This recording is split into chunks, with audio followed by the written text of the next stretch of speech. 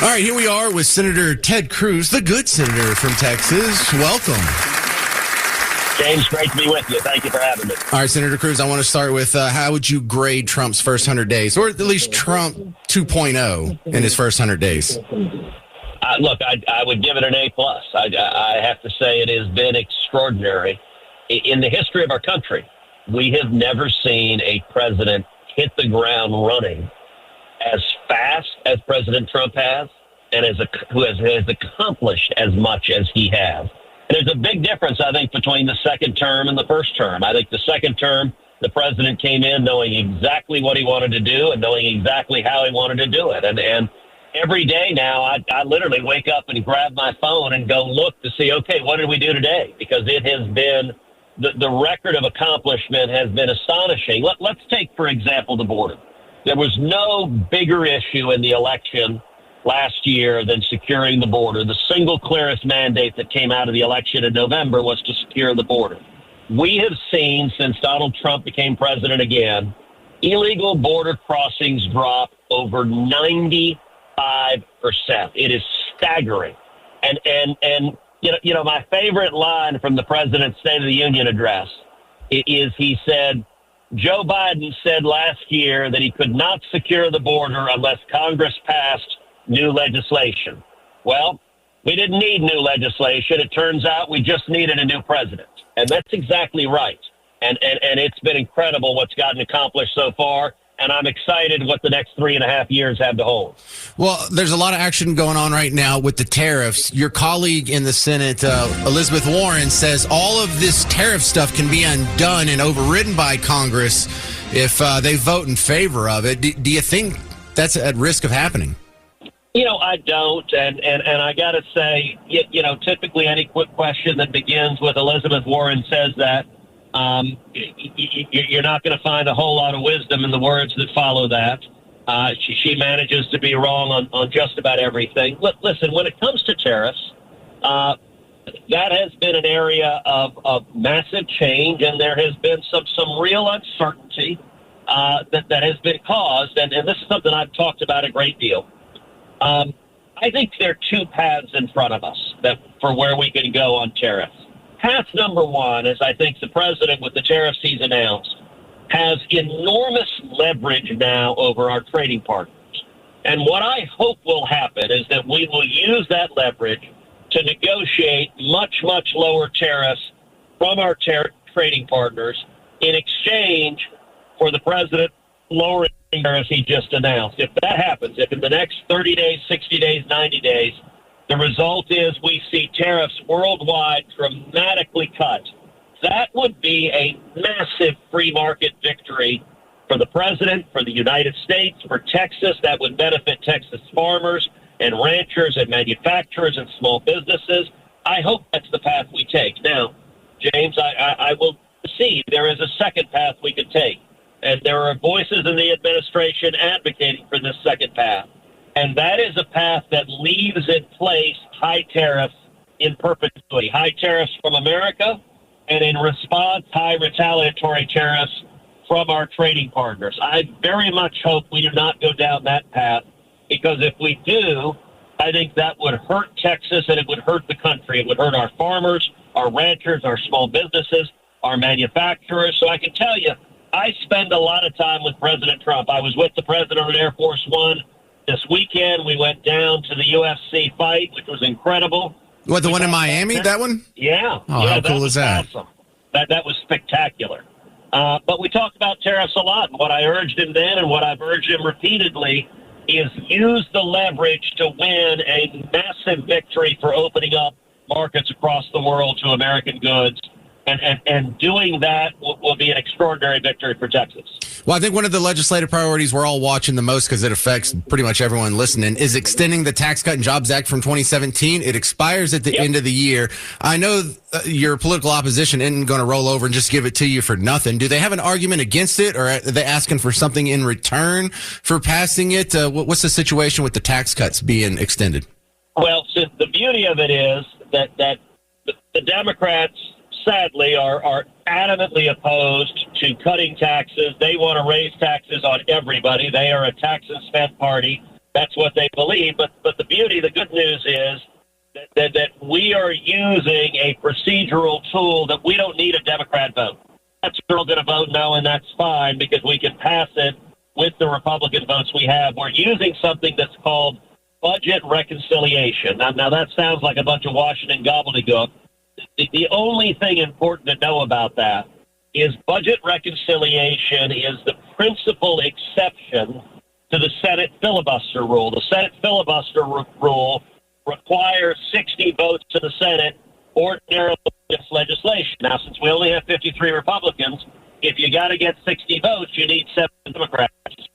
Democrats the ability to hold us hostage and block really good things. Well, budget reconciliation, we can pass just using 50 votes. So that's going to be the mechanism that we use to extend the tax cuts. We're going to make them bigger and bolder. That's going to be the mechanism we use to secure the border. We're going to invest in building the wall and hiring Border Patrol and ICE and technology. We're going to secure the border. That's also going to be the method we use to rebuild our military, and we're going to use it to unleash American energy and Texas oil and gas. And so all of that we can get done without needing to get a single Democrat vote, which is good because the Democrats today, that they really are the party of anger and hate. They no longer stand for policies. They just hate Donald Trump. And so it's incumbent on us not to complain about that, but to roll up our sleeves and get to work and deliver on our promises to the voters. Yeah, and along that line, I'm wondering where the question's going to get answered on how many swastikas you can go draw without being a Nazi yourself. It's a very good point, but I got to say the nice thing is these leftist vandals are also proving they really are imbeciles. I mean, they're complete morons. They come up in key cars, Teslas, that have cameras everywhere. They go up to a camera and they smile on the camera and vandalize it. And I got to say, the Department of Justice, Pam Bondi, who's a good friend, the new Attorney General, she's announced that they've arrested some of the criminals who were firebombing Tesla dealerships, and they're going to seek 40 years in prison. If you engage in domestic terrorism, you are going to face hard jail time. That is exactly right. And it is sad to see the left condoning violence, the angry left engaging in acts of violence, to condemn it, in some cases celebrating those acts of violence. All right, Senator Ted Cruz, thank you very much for your time on the James Show. I appreciate it, sir. Thank you, James. I appreciate it. By the way, everyone go to tedcruz.org and follow me, sign up there, and also make sure you download and listen to my podcast, Verdict with Ted Cruz. We talk about every major issue facing the country. So download Verdict with Ted Cruz wherever you get your podcast. Oh, I'll go look that up. Thank you very much. There he is, Senator Ted Cruz, the good senator from Texas on the James Show. Thank you, sir. All right, now that you heard your senator grade Donald Trump's first 100 days in office, I'm asking you, what grade would you give Trump on his first 100 days in office this second time around? You just heard Senator Ted Cruz give him an A. Of course, he's going to get. Oh, actually, he gave him an A+, didn't he? So, look, not a big shock there. They're on the same team. And what would you give him? 800-288-9227. Let me tell you what I would give him. I would give him a B. Now, don't get upset. It's not an A, but I'm not completely satisfied with what I've seen thus far. He does have the ability to go back and make a couple of changes here and there and get an A. But I want to start with the positives here. Number one, the biggest positive is even for the negatives, there's nothing that I have on my list where if Biden or Kamala would have won, I would have been happier. So don't think that anything I say negative about Trump is an implied endorsement of Team Blue. Pretty much all my criticisms are coming from the right on this guy. So that's actually a positive here. But let's start with the big one. The border's closed. That's huge. I think that's so big, and the fact that it's not getting headlines isn't really fair because that is the biggest change as far as statecraft that has already happened. And it happened almost instantly. Not having another 12 million illegals stream through the border over the next 4 years makes a huge difference in the future of this country. But it's not just that the border is closed. This is general immigration approach as well. Mass deportations of criminal illegal aliens are fantastic. Deportations of any illegal aliens, I see it as a net positive. So I'm very happy with that.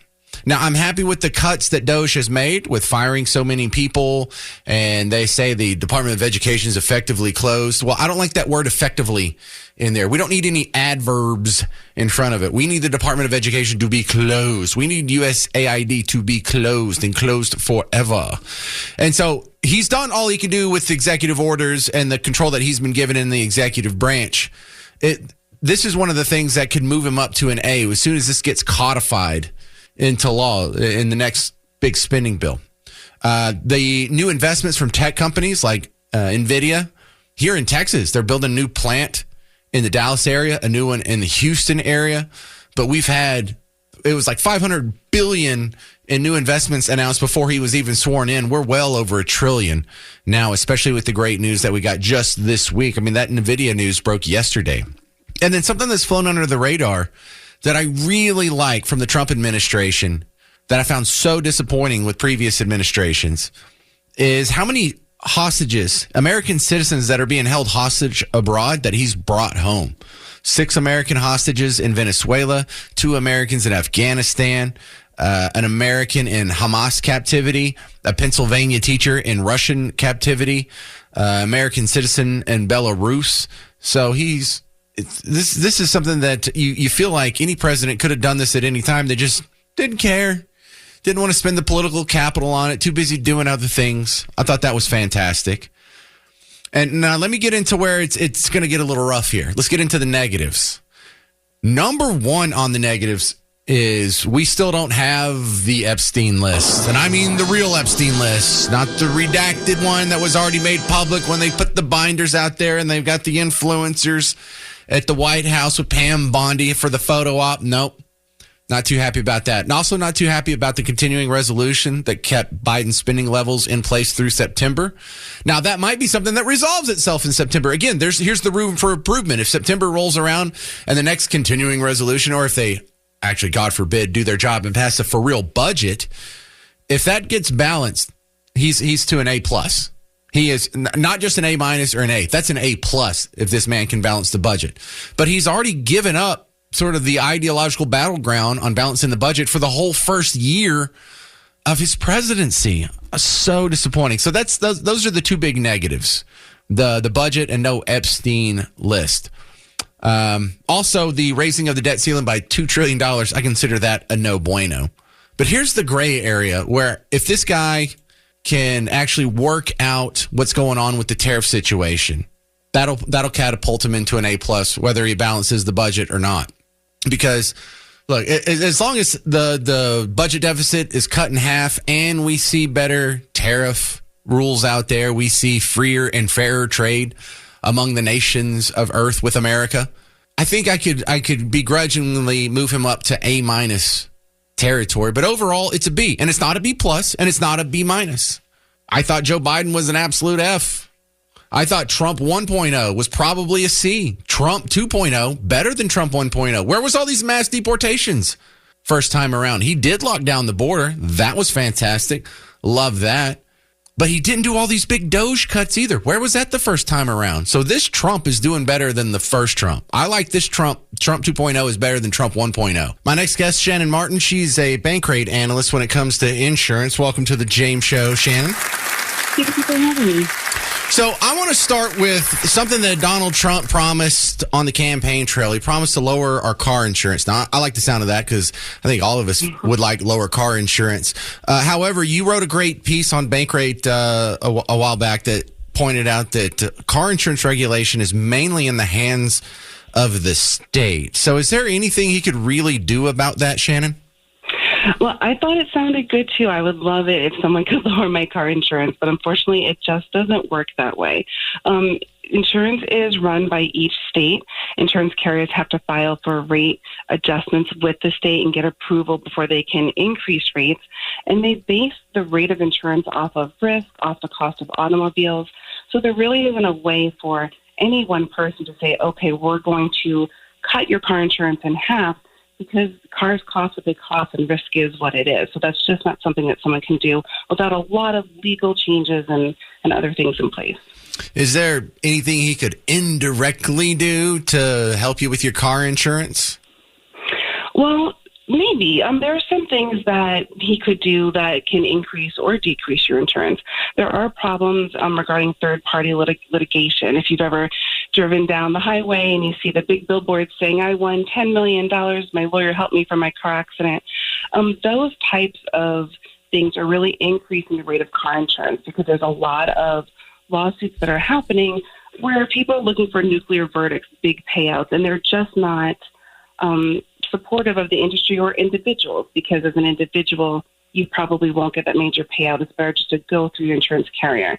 So creating laws limiting the ability for third-party litigators to do the practices the way they're doing it now could actually help lower the rate of car insurance. What's going on right now with with tariffs is really going to probably increase the rate of car insurance for most Americans. How could the tariff situation have an effect on your car insurance rates? Well, the simplest way to think about it is the more it costs to build a car, the more it costs to insure a car, because the bulk of your auto insurance pays to repair or replace your vehicle or someone else's vehicle in a covered claim. Now with this extra kind of 10% base tariff on every country, that's not increasing just the cost of vehicle parts and purchases. It's increasing every aspect of kind of operating a business in the country. So now insurance carriers under business. Let me start over. As much as it costs to pay employees, to buy a desk for your employees, the rental structure, everything is going to be changing, and that actually could impact drivers' car insurance rates as well, because all of that is going to impact the carrier's bottom line. Well, Shannon Martin from Bankrate, let's move on to homeowners insurance. Is there any optimism that he could have a positive impact on our homeowners insurance? Homeowners insurance actually is the same thing. It's all run by the state. Insurance commissioners and departments of insurance work with carriers to adjust rates, to work with policy forms and things like that. What's going on in the home insurance space is the rise of extreme weather and trying to navigate that risk while making insurance available and affordable.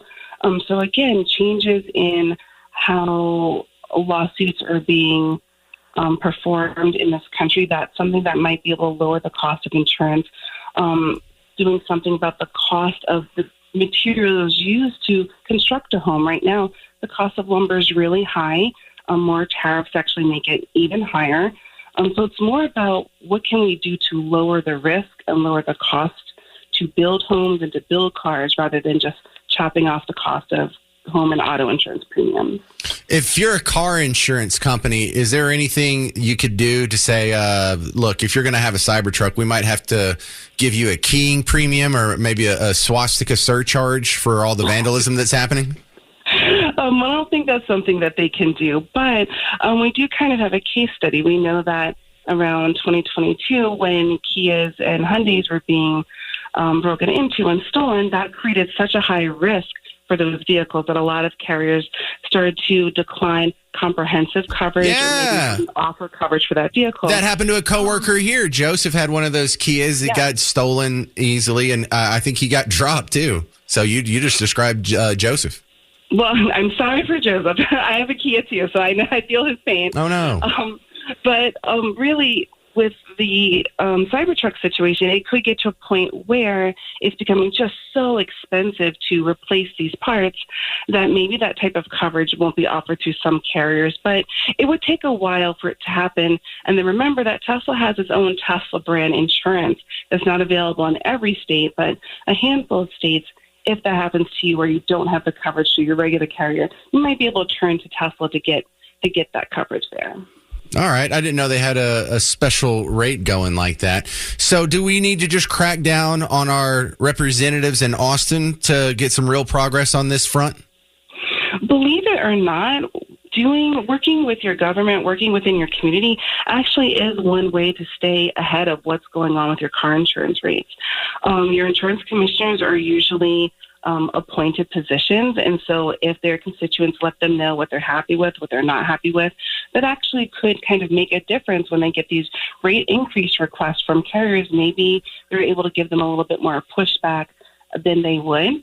But as far as being a driver goes, what you really want to do is make sure to keep a really good driving record. Focus on improving your credit. Credit can actually make a major impact to your car insurance rate. So the better your credit score is, the better your insurance premium might be. All right, all helpful stuff. Shannon Martin, Bankrate, appreciate your time and your expertise on the James Show. Mark your calendars because April 26th, Blue Ribbon Roofing is putting on WeatherCon with WBAP and Fox 4. It's going to be at the Frontiers of Flight Museum, 9:30 a.m. to 1:30 p.m. Look, there's a plus and a minus to getting there when it starts. The plus is if you get there before 9:30, you'll get to see all the presentations, all the exhibits, and all the vendors at all the booths. We'll still have free stuff to give out. If you show up later, sometimes people run out of the cool giveaways. You might miss some of the Storm Chaser presentations or some of the science presentations for the little kiddos where they have the comic guy who's almost like a human cartoon go out and teach your kids some cool stuff and do some science experiments in front of them. But the downside is there's going to be a little bit of a line. That's it. Other than that, it's free. So come on out. Meet Hal J, because he always has the longest line, or at least he did when we did it last year. I'll be there too. I'm not chopped liver, but I know you just want to meet Hal J or Brad Barton. And then come check out some of the exhibits. Some of them are show sponsors or sponsors on WBAP at large. Some of them are just there because they're into weather or education or stuff for kiddos. So it's a good time, absolutely free. And you get to see the Frontiers of Flight Museum at no cost because Blue Ribbon Roofing covered it for you. Round of applause for Blue Ribbon Roofing for sponsoring 2025's WeatherCon. Brought to you by WBAP and Fox 4. Yes, I think Garrett will even be there too. Garrett, you going to be at WeatherCon? Possibly. This is your answer? Possibly. All right, so a fun debate is being had about this guy that's in El Salvador. We had talked about that for a little bit yesterday. Wait till you hear the audio I have on the back and forth that was happening in the media. We'll do that after the top of the hour news. That'll be in about 15 minutes. Right now, though, to my next guest, who's going to give us a little insight on consumer sentiment. We know what the media thinks of the economy. We know what Donald Trump and his cabinet thinks of the economy. But Vince Barth, he's a financial strategist. Consumer sentiment. What does the average consumer think of the economy right now? 3 words. Sentiment is sour, unfortunately.